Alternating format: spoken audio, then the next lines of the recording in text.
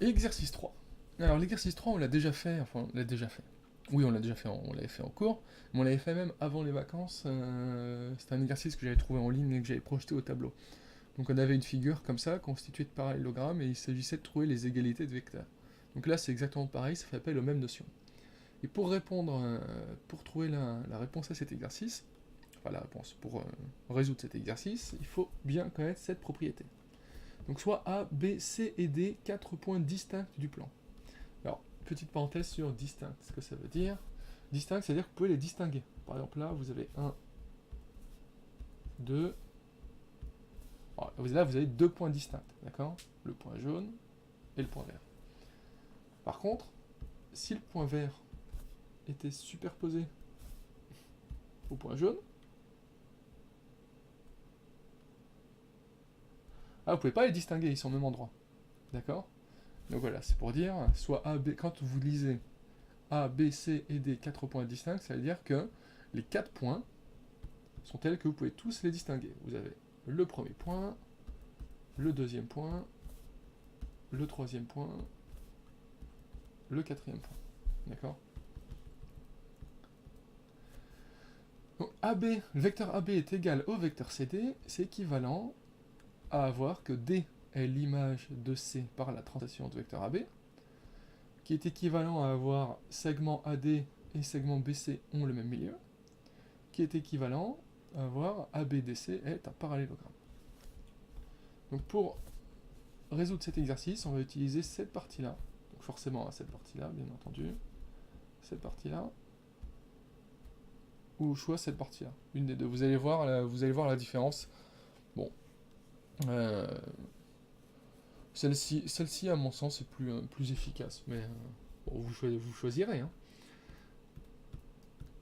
Donc on va commencer avec ce qu'on a dans le parallélogramme ABCD. ABCD est un parallélogramme. Donc en fait, par exemple, prenez le vecteur DC ici. D'accord, ça c'est le vecteur DC. Le vecteur DC est défini donc sur le côté DC hein, du parallélogramme ABCD. Si vous faites l'image de A par la translation de vecteur DC, vous allez arriver sur B. D'accord? C'est ce qu'on avait travaillé ça aux deux exercices d'ailleurs, aux deux exercices précédents. D'accord? Donc si vous faites la translation si vous faites la translation de A par le vecteur DC, d'accord, bah vous allez arriver ici. Donc B est bel et bien l'image de A par la translation de vecteur DC. B est l'image de A par la translation de vecteur DC. Donc,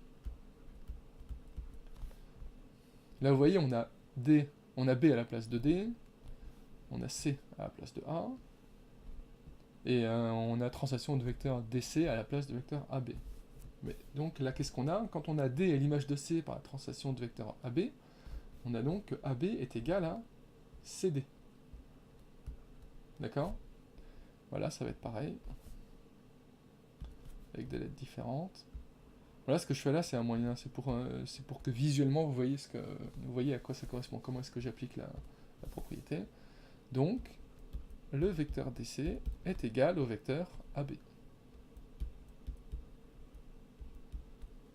Ok? Donc attention au sens, hein, je veux dire, le sens est très important. Le vecteur DC, d'accord, il est comme ça. Mais le vecteur CD, il est dans l'autre sens. Le vecteur CD est dans ce sens-là. D'accord? Donc c'est tout aussi important que si vous avez un axe routier. D'accord? Vous allez... là, vous avez Lille. Et ici, vous avez... je sais pas moi... Perpignan. qu'est-ce qu'on a entre les deux? On va avoir Paris. Ok. Paris. Ici. Et ici, on va voir qu'est-ce qu'on a entre Paris et Perpignan. Je sais pas, on va dire Pau. J'en sais rien en fait. Hein. J'en ai aucune idée. Vous pouvez aller vérifier sur une carte, ça vous amuse pour voir à quel point j'ai des lacunes en géographie. Donc, et vous êtes ici par exemple. Vous êtes ici. Vous êtes rendu ici. Voilà. Si jamais je vous dis oui, ah tu vas aller à Paris, donc il faut aller dans ce sens-là. D'accord, bah là super, t'arrives à Paris. Mais euh, si jamais innocemment je vous dis ah ouais oui Paris, faut que t'ailles là-bas, bah là vous allez vous retrouver à Pau, alors vous allez peut-être continuer, ensuite vous allez arriver au bout de la route et vous allez vous rendre compte que là il y a un petit problème et que vous vous êtes fait avoir. Donc voilà, le sens est très important. Hein. Vecteur DC et vecteur CD, c'est pas du tout pareil. Si jamais par exemple là vous faites la translation, si vous, jamais là vous faites la translation de A par le vecteur CD, vous allez vous retrouver à l'opposé de B. Vous allez vous retrouver paf, ici. Ouais, je vais mettre B', d'accord, l'image par A par le vecteur, par la translation de vecteur CD. D'accord. Donc voilà, très important à ne pas se tromper dans le sens ici. Et un vecteur, vous pouvez pas vous m'écrivez jamais ça. Hein. Ça, c'est pas le vecteur BA. D'accord, ça n'existe pas. Quand vous avez un vecteur, c'est toujours la flèche dans ce sens-là. La première lettre, ça veut dire l'origine, si vous voulez, et la deuxième lettre sera l'arrivée. Ok. Voilà.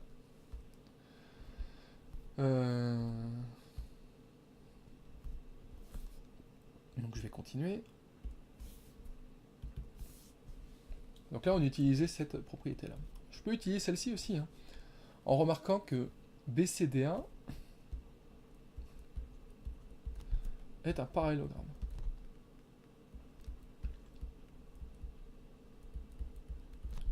C'est un parallélogramme. Et là, qu'est-ce qu'on vous dit? Que si ABDC est un parallélogramme, alors le vecteur AB est égal au vecteur CD. Alors là, encore une fois, vous remarquez quelque chose. Là, AB, CD. Et là, on a DC. Vous voyez, donc en fait, vous allez dans ce sens-là, en fait, faites CD. D'accord? Donc, c'est un moyen mnémotechnique, encore une fois, je vous l'ai dit, hein, là, je vous ai dit tout à l'heure, la flèche, elle se fait tout le temps dans ce sens-là. Mais là, c'est juste pour donner un moyen visuel de comprendre comment ça fonctionne. Donc, BCD est un parallélogramme, du coup, vous allez avoir le vecteur BC. Vous pouvez vous amuser à faire ça à chaque fois sur l'énoncé. Donc, vous allez avoir BC qui est égal au vecteur AD. Donc, BC égale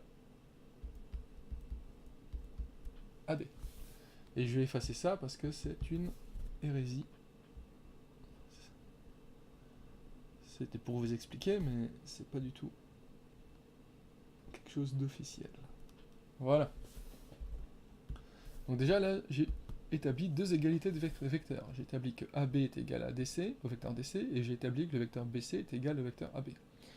Et on peut continuer comme de la même façon pour les autres parallélogrammes. Du coup, forcément, vous allez avoir AD qui est égal à FE, de même.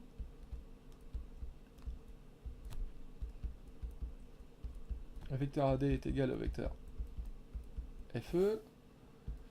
Le vecteur ED est égal au vecteur FA.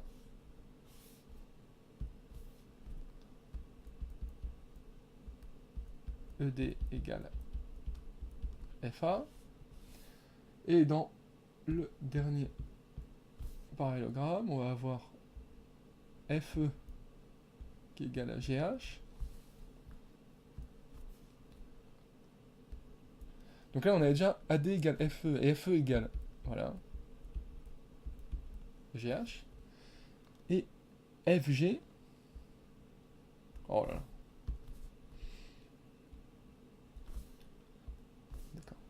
troisième tentative. Quatrième tentative.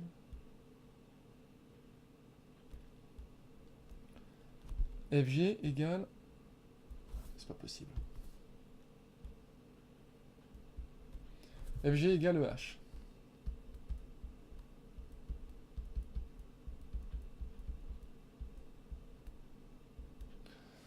Voilà, donc en définitive, vous avez établi les égalités suivantes. Donc il faut le présenter de façon toujours la plus simple possible.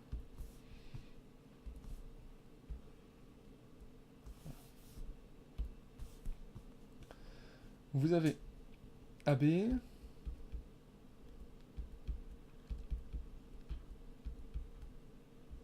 égale DC. AB égale DC. Est-ce qu'on a... Est-ce que AB est égal à autre chose ou DC est égal à autre chose? Non. Donc voilà, on peut s'arrêter là. Ensuite, vous avez BC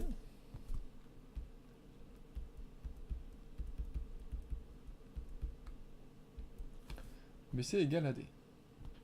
Mais vous avez aussi AD, le vecteur AB qui est égal au vecteur FE, et aussi le vecteur FE qui est égal au vecteur GH. Donc du coup, vecteur BC est égal à vecteur AD, égal à vecteur FE, est égal à vecteur GH. Ensuite, vous avez le vecteur ED qui est égal au vecteur FA. Vous voyez, pour voir, en fait, c'est simple, hein, vous regardez qu'est-ce qui a l'air parallèle, hein, qu'est-ce qui a l'air parallèle et de même longueur. Donc voilà, là, forcément, vous avez que ces deux-là, ensuite ces deux-là, ensuite ces deux-là, et vous avez 1, 2, 3, 4. D'accord? Donc on finit avec ces deux-là. C'est FG